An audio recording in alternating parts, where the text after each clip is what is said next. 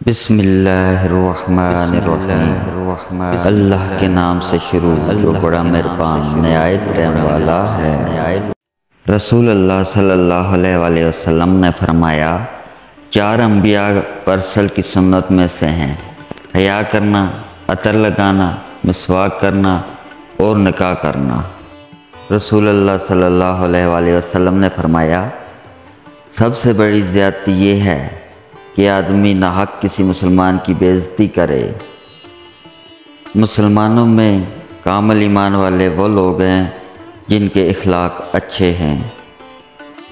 جب بندہ جھوٹ بولتا ہے تو اس کی بدبو سے فرشتہ 1 میل دور ہٹ جاتا ہے۔ وہ شخص جنت میں نہیں جائے گا جس کا پڑوسی اس کی آفتوں سے محفوظ نہ ہو۔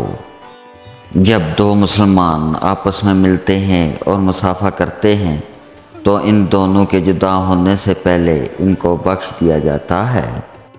آپس میں مصافحہ کیا کرو، اس سے کینہ دور ہوگا۔ اسلام میں پہل کرنے والا غرور و تکبر سے پاک ہے۔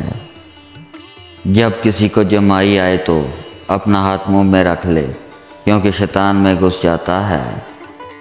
سفید کپڑے پہنا کرو، اس لیے کہ وہ بہت پاکیزہ اور پسندیدہ ہے۔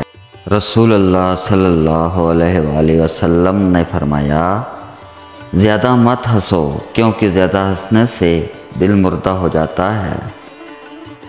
رسول اللہ صلی اللہ علیہ وآلہ وسلم نے فرمایا، بے شک ہر نماز اپنے سے پہلے والے گناہوں کو مٹا دیتی ہے۔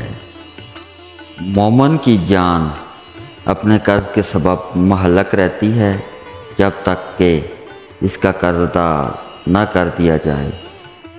جو شخص قرض دار کو مہلت دے یا قرض معاف کر دے تو اللہ تعالیٰ اس کو قیامت کے دن کی سختیوں سے محفوظ رکھے گا۔